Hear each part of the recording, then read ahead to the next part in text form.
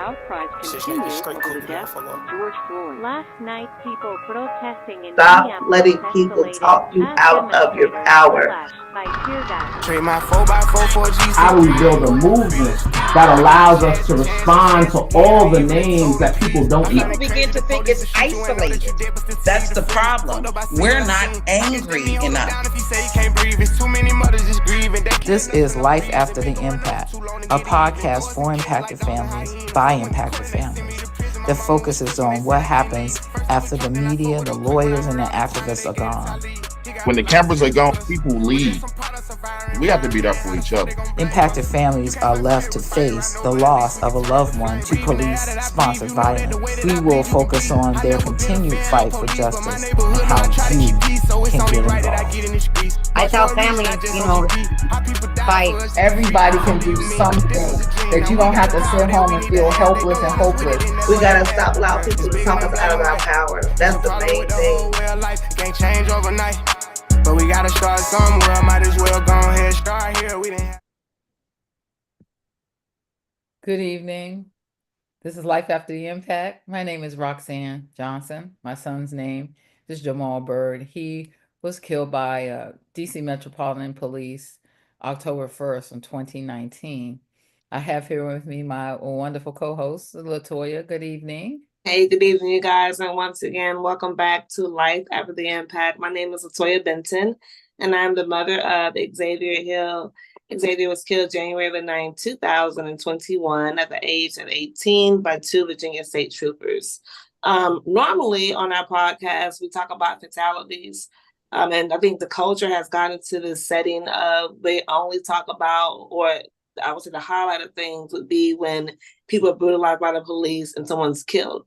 So often we don't have the actual victim with us, but tonight we do. Pastor Carl, you want to give a brief introduction of who you are, please? Yes, my name is Minister Carl Soto. I am the co-founder of Black Lives Matter Restoration, Inc., an independent civil rights organization based out of Central Florida. I'm also a member, executive member of the Lion of Judah Armed Forces, led by the Honorable Leader Nazir X. I'm also an ordained minister affiliated with the Church of God, Boynton Beach Church of God specifically. And I'm also an impacted family member. My little brother, Ruben DeBrose, was shot and killed on August 2nd, 2008 by Palm Beach County Sheriff's Deputy in Palm Beach County, Florida. I'm also, a victim of an incident that many legal experts are calling brutality and unnecessary use of force. So, yeah, as Latoya just stated, we usually talk to members of families or loved ones whose family members have been terminated, have been transitioned, right? Mm-hmm. So we don't talk too often to people who are survived the brutality of the police. So tell us a little bit about what happened with your encounter with the police. Well, hold on. Before you do that, I'll actually, because you said it was okay, Mel, you want to play the clip? Because again, like I said too, the community, we scream for body cameras, right? We scream for these things to have body cameras and have this footage available. So y'all, normally we're not trying to traumatize anybody, but again, we did ask if it was okay to play the clip prior to. So let's play the clip, just the portion that the news they saw, whatever, and then let him walk us through that. That's okay. Okay. Caught on camera the arrest of a local civil rights activist. He is claiming police brutality, but Hillsborough deputies say the arresting officer did nothing wrong.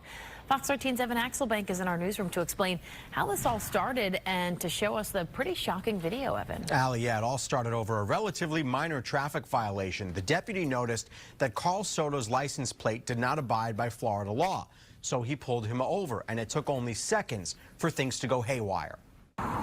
The deputy walks up to the Kia SUV and finds a heated Carl Soto. I'm gonna give you about 0.2 seconds explaining to me what you pulled me over for, because I have not committed any traffic violations. The tag. It was this, a license plate doctored to show the correct numbers and letters, but with a Joker graphic in the middle. Get your watch coming out here now. Hillsborough 2 Delta. Now. Can I get a 1094? Get your. Let me call your sheriff, just so you know. Can I see your driver's license? What's your lawful command to pull me over? 316-605. The deputy orders Soto out of the car and asks for his license a total of 20 times.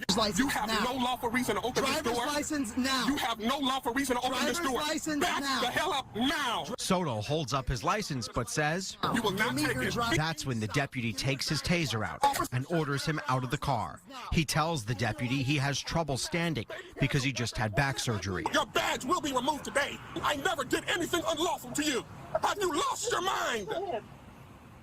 Just do what he says. He has a weapon pointed at my face. While his wife tells him over speakerphone to comply, he tells her to call a lawyer. A minute after cuffing one arm, the deputy makes the arrest for resisting without violence. Soto called a press conference Friday, saying the arrest exacerbated his back injury and insisting the deputy overreacted and racially profiled him.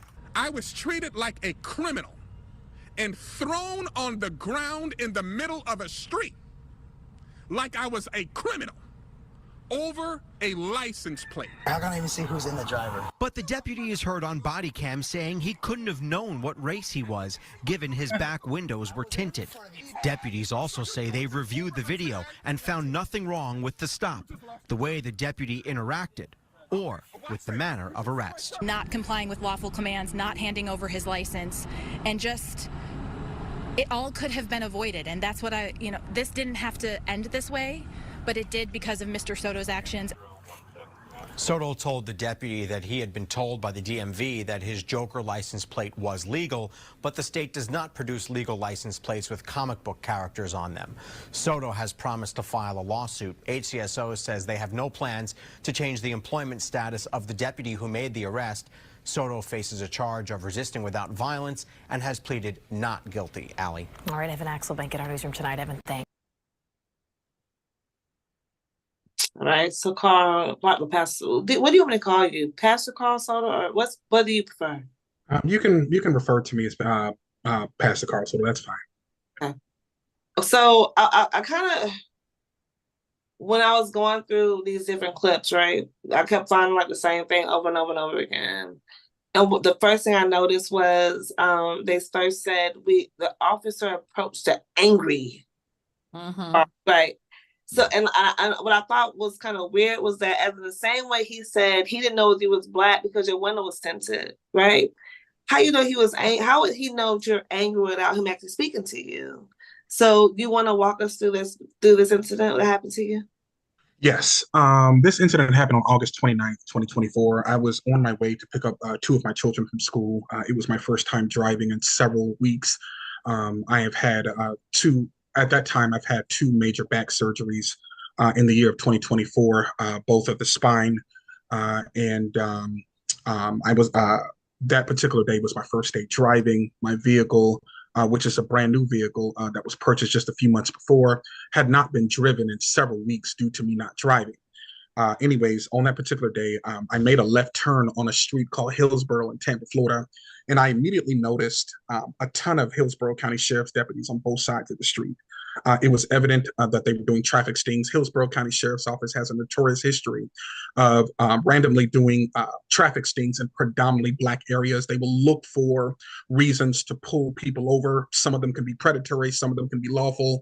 But there were more than, I would say, 10 sheriff's deputies, patrol vehicles in the area when I made this turn, and I immediately noticed one get behind me.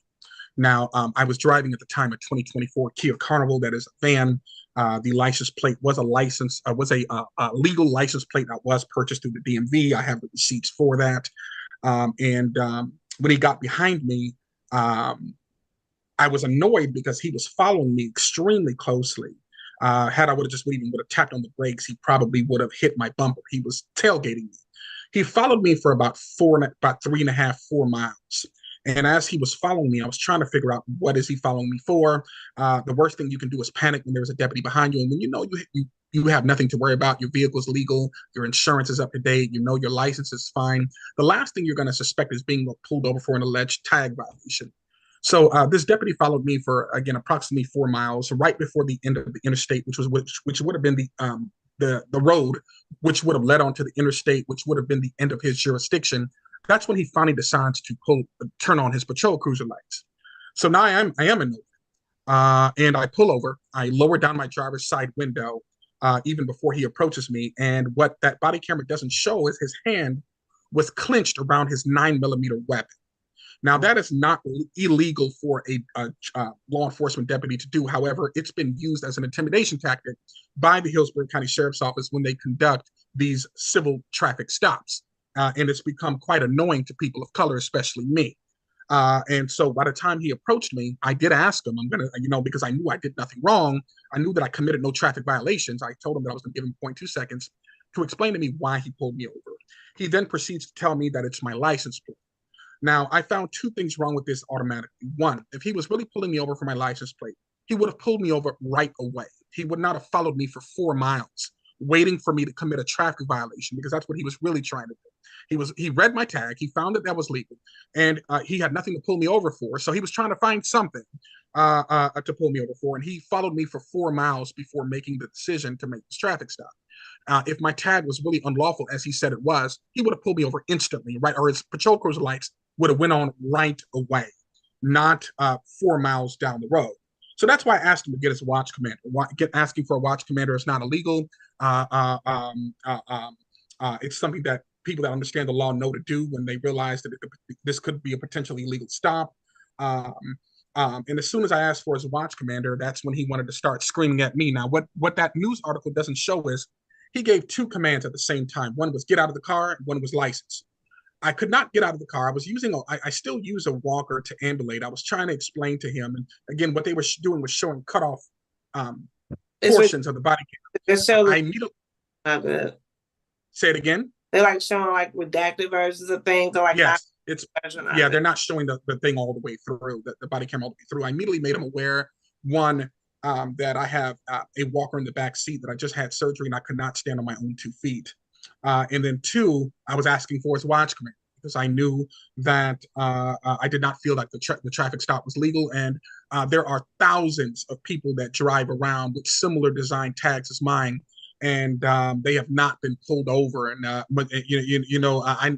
even met a white individual that reached out to me that even sent me a picture of the exact same design that I have on his truck. He has on his vehicle with the exact same decor on his license plate. And he explained. Just stop this real fast. So even with the you're saying that you told one that you could not walk because you just had surgery. Yes. How many are we talking about? Like from the time they pulled you over to the time you got tased, how minutes, seconds, how much were we talking? Well, he actually didn't tase me.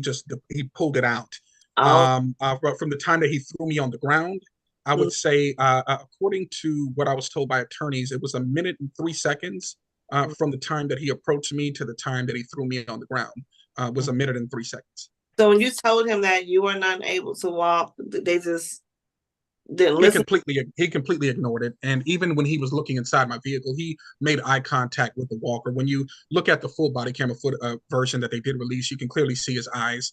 Because the walker was right in the center of the second row of the vehicle. Again, I was driving a van. I had the walker in the second row, and all you had to do was just look right behind, and you would have seen the big walker that displayed St. Joseph's Hospital on it. And he made eye contact with it, didn't care at all. What do you say to the thought, or what they actually said in that news report, is that that you could have just did what he asked? Why don't you just do what he tell you to do?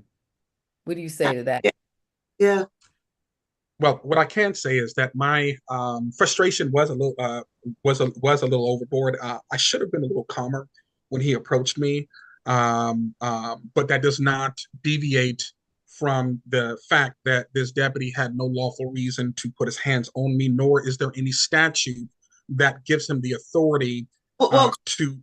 Just real fast, I think you might be interpreting her maybe wrong, because I'm not saying, correct me if I'm wrong, okay? But if I just had surgery, right, and someone's screaming at me to get out of the car, I can't. I can't. So I can't. Well, Right. but the other, but not without the assistance of a I'm not, walker. and trust me, I'm not advocating for the bullshit Right. speaking language, but because those white reporters made it seem like, well, if he just if he just did what he's Thank supposed you. to, this none of that would have happened. Right. Therefore, they, you know, and therefore the officer was justified in doing what he did. So what I'm posing to you, Pastor, is that okay, he asked you to get out of the car and he asked you for your license, driver's license. What say you about the idea that, yeah, I didn't obey his orders? Well, I would say two things to that. Is one is I did obey the order that I was able to follow. If you see the video about when he cuffed me, my license was in my hand. Federal statute 322.15 explicitly stipulates that I do not have to hand the license over. It only stipulates that I need to exhibit it. And 3 cases have gone before the Supreme Court where the Supreme Court has affirmed this. I displayed my license and showed it to him.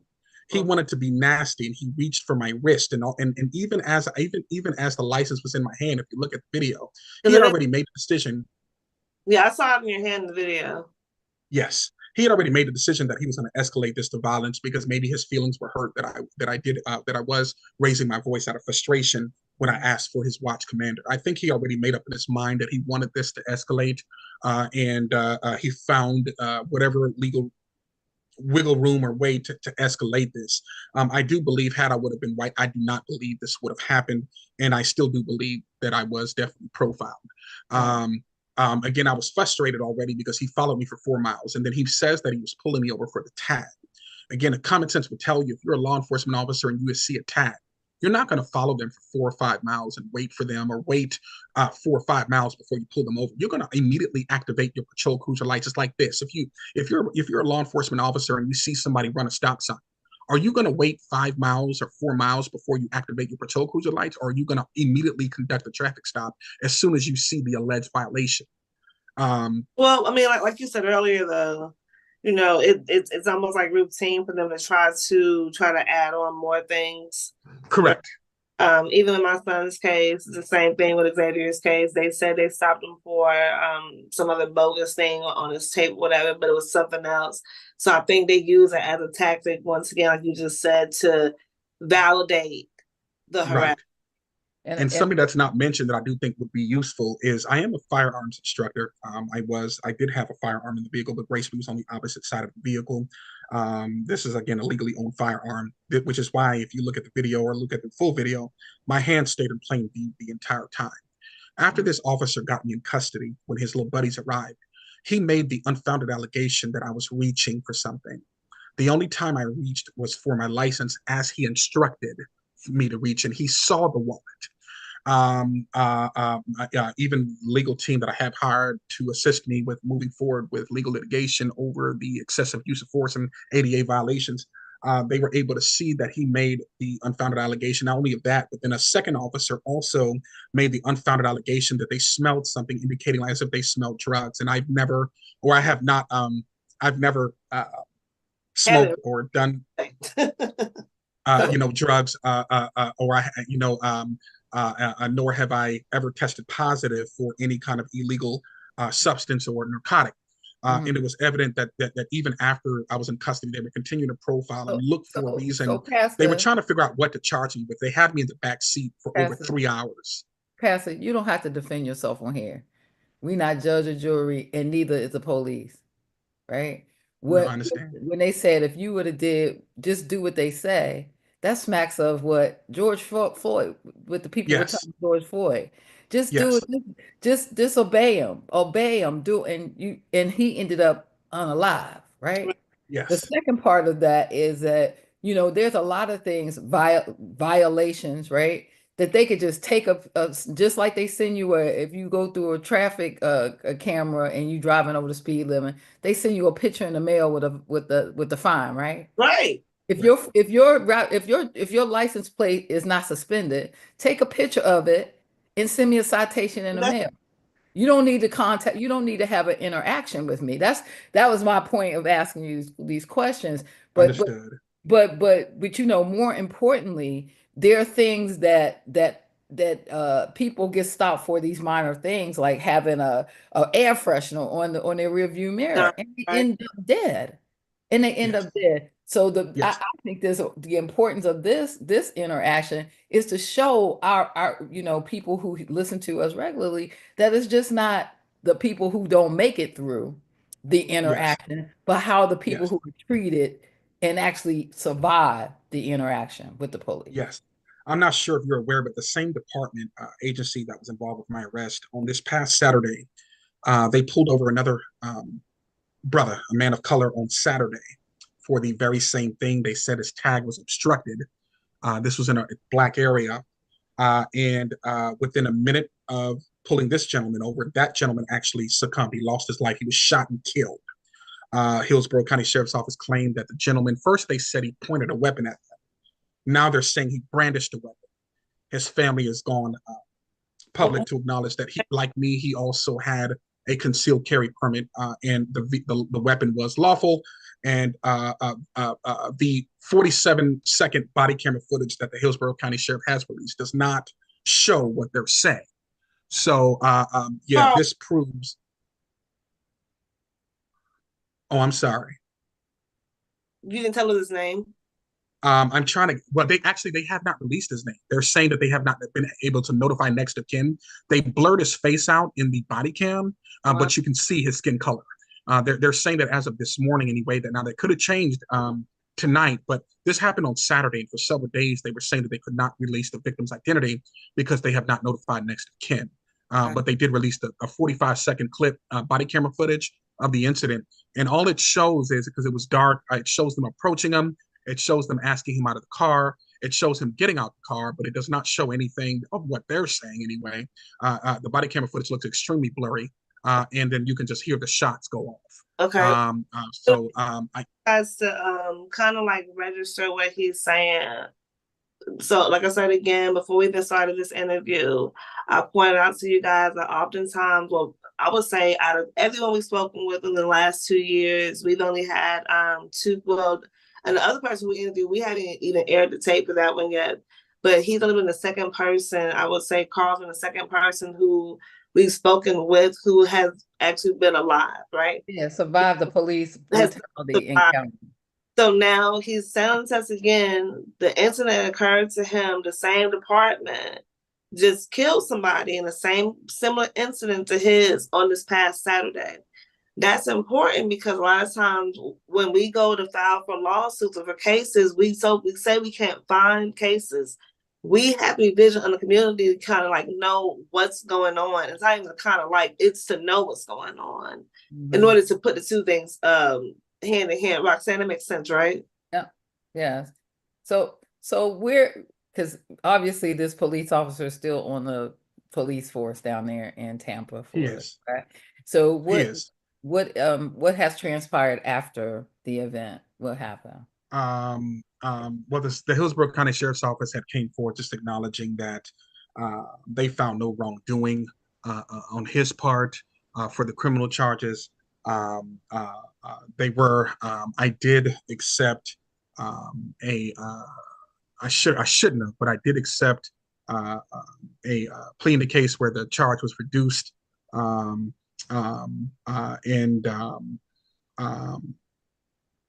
I did so with the understanding that if I did pursue legal action over these for a civil legal action over what did happen, that the criminal case would not interfere with it.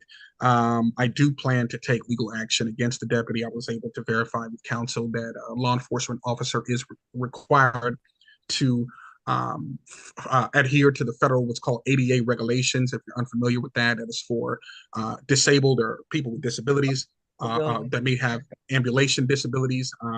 And once the federal regulation states that once the officer is made aware that a driver or a passenger does have an ambulation disability, that they are required to provide reasonable accommodations if they're asking the individual out of the car.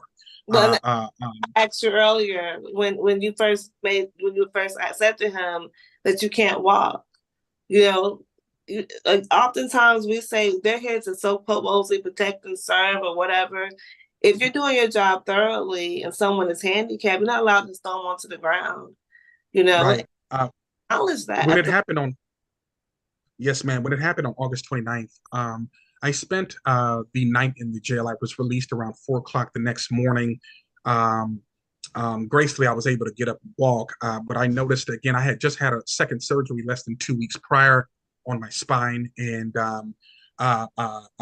the following day after I was released, I noticed that my legs were real numb. And I did have to go to the hospital. They did an MRI and they did let me know that fluid buildup was wrapped, fluid began to wrap around my spinal cord, causing what was called a compression in the spinal cord that left me with very little sensation in both legs. I was immediately transported by ambulance from one hospital to a spine institute in Tampa, where they had to perform emergency surgery. I was in the hospital for over 10 days. Due to this incident, and the doctors did confirm that due to the physical altercation, they said that when the deputy placed his knee right into my back, as he placed his knee right over my incisional area, it caused fluid buildup right in to filled up in 2 different areas of my spine, which was compressing and suffocating areas of the spine, causing a compression. So I did suffer severe additional injuries in connection with this, which is why I do plan to bring legal action against the department. Mm-hmm. So we here on Life After the Impact, we are about that action. About that action. We are, we believe that police brutality is the community's issue, not just one individual like yourself, not just one family like mine or Latoya's, but it's all of our responsibility to do something about. So is there something that you would like the listening audience to do as regards to your case? Is there something that we can do to bring awareness, to get somebody's attention, whatever we need to do? Well, you can share the story, and we are seeking accountability against the Hillsborough County Sheriff's Office over the incident. I do plan to bring lawsuit against them, and I guess share the story, share the situation. I do believe that this should not have happened. I do believe that race had a lot to do with this. Pulling people over for minor civil traffic stops, then it turning violent, and within seconds of the traffic stop, and a law enforcement officer pulls out a weapon. We have seen countless videos of white individuals that were pulled over, and they've acted actually violent or committed actual criminal acts, and yet officers were hesitant to withdraw their firearms on them or their tasers. But yet, in a situation like mine and so many others, they choose to escalate the violence within seconds of a situation. Again, all over a minor civil traffic stop. The community down in Hillsborough. So when you say that the sheriff's department has had a reputation of doing, yes, right? Okay, so that's what my issue would be, because again, we the community, we allow those things to go on. When people are allowed to have a reputation, that means the community is not being vigilant to put the pressure there to get a person out of office. Because the sheriffs, they're elected also, right? So how can we maybe follow up to figure out when the sheriff again is coming up for re-election or something of that nature to apply pressure there? Because we can share the story all day, but that same office. Overall, there is an organization that goes by the TAAPR organization. I have to get you the actual abbreviation or the name, but they've been a powerful organization that even provided assistance to me. But they've been overall assisting families impacted by multiple different acts of similar misconduct by the sheriff's office, and they're actually doing a call of action because in Hillsborough County, there is what's called a citizens review board that gives elected citizens the ability to review situations like mine and others when there's police misconduct. And now they're trying to, because of the racist governor that we do have in office, they're vowing to remove that citizens review board by the end of November, the end of this month, and take away the authority that the citizens review board has to conduct parallel independent investigations to this matter. If that succeeds, there's going to be basically no bearing or no limit on how the law enforcement corrupt agencies like the HCSO conducts their policing in predominantly Black areas. Well, so I know. I'm gonna say this real fast because because again, when it comes to the citizen review boards, we will have a different. I would say, I know for myself, I don't believe in them because again, they might have the power to investigate, but I don't need a recommendation. We need somebody who actually has the authority to set that, that into precedence or whatnot. So again, even if they were to get them out of place, so that could be another conversation, right? So, but I think, how can we, but again, if that's what the community is doing, as far as Hillsborough is concerned, we want to put the pressure on that. And again, it can't just be one organization. The community. And also the unqualified immunity. Right. And we have to get out of that mindset where it's up to that one organization because they can't do all the work in Hillsborough. So you guys, if you are on the podcast tonight and you're listening in, please tap in. These things, we talked to a lot of family members who their loved ones are no longer here. Carl Soto sitting here right before us. Again, y'all, we have to understand too. Because I don't know about y'all, but I done drove around with a suspended license here and there. I done drove around with some decals not right here and there. We've all done that before, but I'm still standing here today saying I was able to do that. And here's a Black woman saying, again, they're still being harassed for these exact same things. We as a community have to stop saying it's just an organization. No, it is our business as a community. If this sheriff's office has a reputation of harassing Black and brown people, make them stop. Yeah. Let's apply the pressure there. Go ahead, Roxanne. And if the whoever they is trying to get rid of the Citizens Review Board, is it the city council or the county council, whoever the elected officials are, the community needs to show up and say, no, that's not what we want. What we want is y'all to have accountability for these sheriffs who are racially profiling people and harassing people, without cause. Like I said, it's the governor. It's the follow through thing. You said the governor. Governor for okay. He's up for election too at some point in time. Yeah, he got things. The community have to get into a culture of following through with things. If we want to have a citizen review board in place, the governor's getting rid of it. Get rid of his ass. That's how it works, But the community. Into a mindset of saying, hey, I'm going to follow through. Even though it might have happened to you directly, the governor who we're paying taxes for to have a seat in that position, they're doing those things. Stop being okay with that. The governor of Florida works for the citizens, not the other way around. Right. Yeah. Well, just to provide even more clarity, the governor in Florida is actually wrapping up his second term. To complete his 8 years very soon, so he is not eligible to run for re-election, but Florida is a Republican state. So you were asking, what can we do? As you know, all across the country, especially a lot of the Republican states, they've been pushing to end. They've been pushing to actually add more protection, legal blankets of protection for law enforcement, in addition to the predatory qualified immunity laws that are already in place.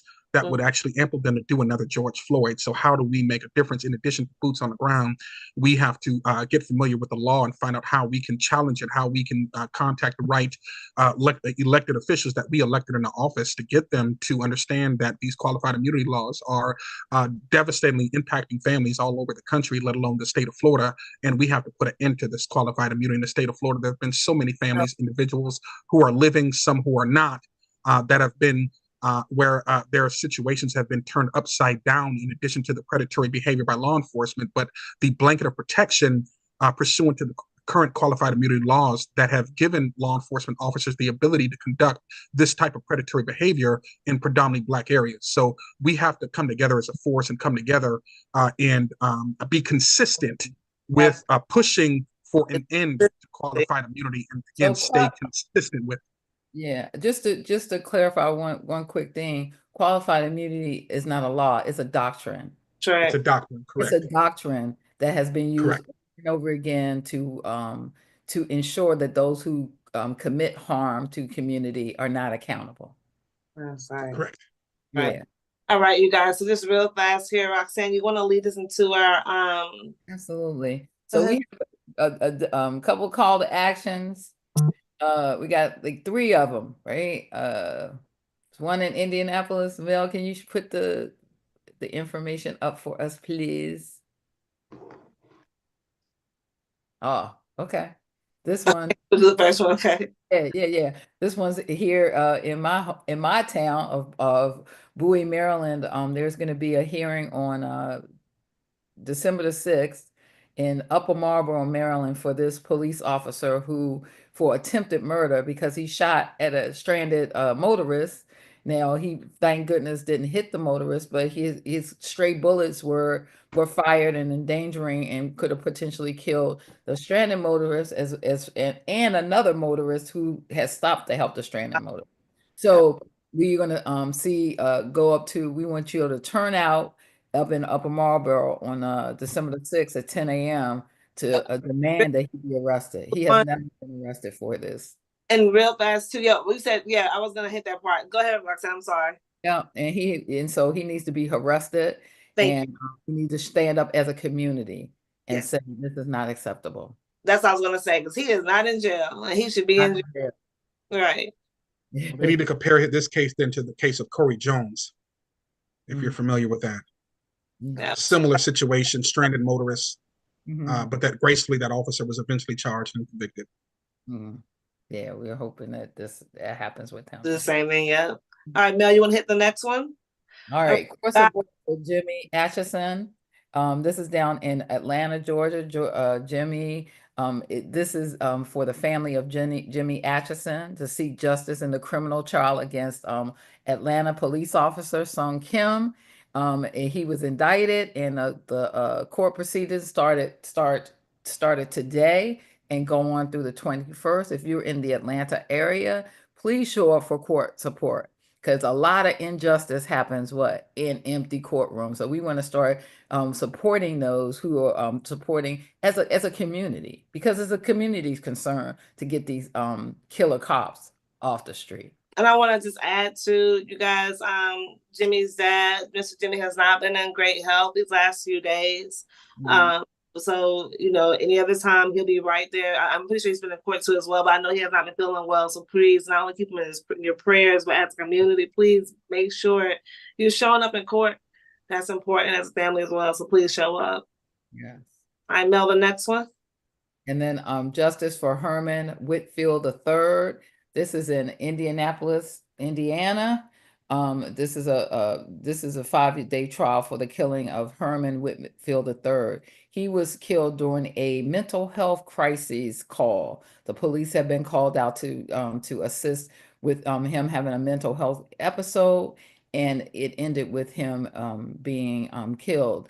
And we know that people who are dealing with mental health issues and their encounters with the police are 5 times more likely to end in a fatality. This is unacceptable, and we need to fill the courtroom there in Indianapolis to support the family of Herman Whitfield III. Starts on December 2nd. And you guys, if you are not able to travel around the world to fill the courthouse up, we all have some form of social media that is free, right? Again, as you're also hearing Pastor Carl Soto's case as well, you can call in to the Hillsborough Sheriff's Department as well. You can also share these flyers on Facebook, but don't just share them on Facebook and Instagram and your platforms. It's important to call.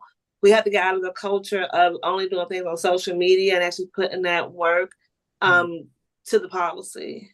Yeah. All right, Mel, last but not least, you want to play the video for donations? We need money.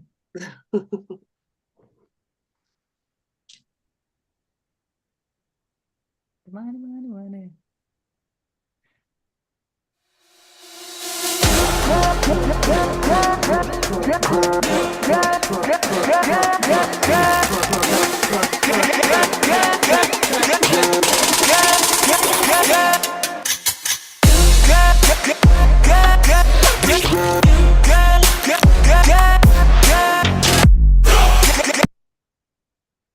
All right, you guys. So as you know, like I said, I'm gonna say it again.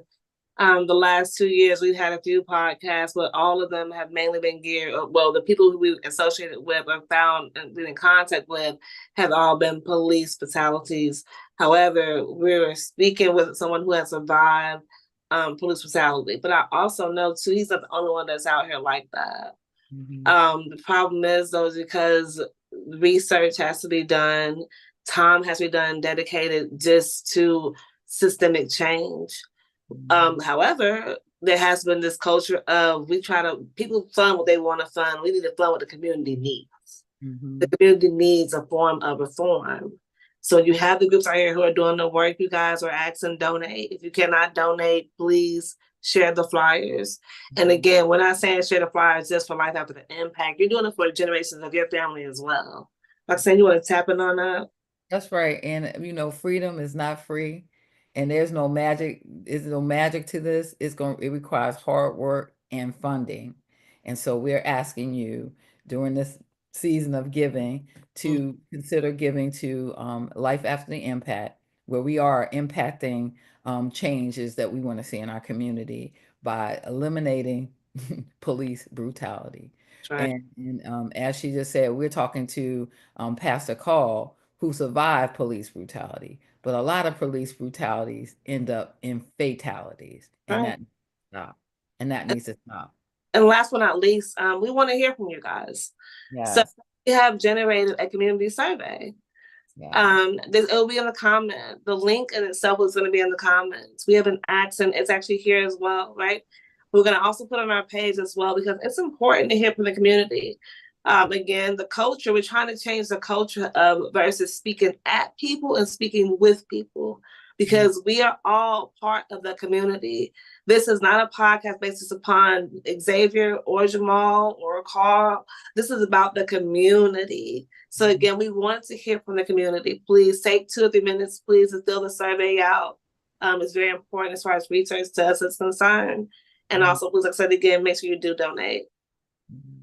Yes. Is there anything else you'd like to add, Pastor Carl, before we end?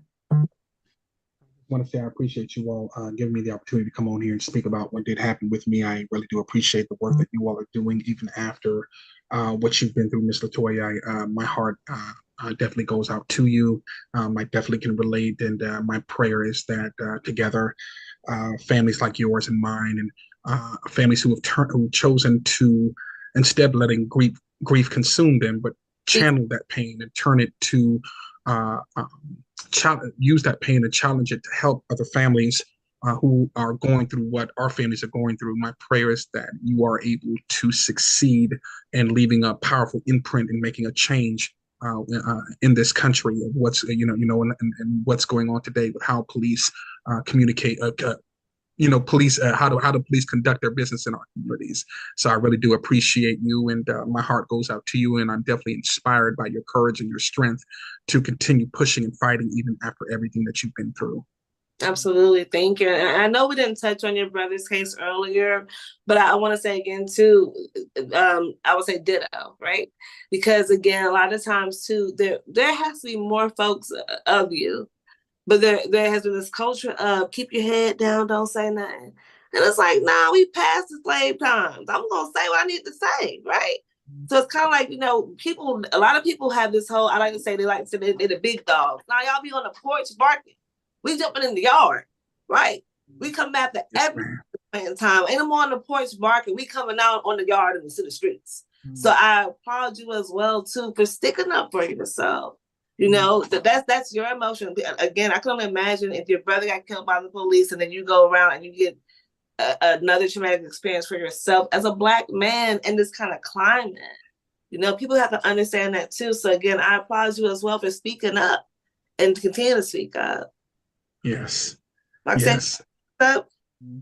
Yeah. One of my favorite authors is Zora Neale Hurston, and she said, if you are silent about your pain, they'll kill you and say you enjoyed it. Yeah. Well, we don't intend to be silent about our pain. Yeah. While we have breath in our bodies, we're going to speak about it. We're going to march about it. But mostly, we're going to get community involved, because we know when we got a lot of us saying the same thing, stuff will change. That's right. And so that is our passion. That's the reason we do this.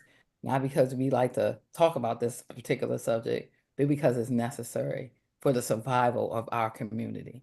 And I'll be damned if we're going to just be silent so that they can say that, oh, they enjoy being killed. And I know there's a lot of other people that feel the same way. This has been Life After the Impact. Find out how you can get involved. Good night.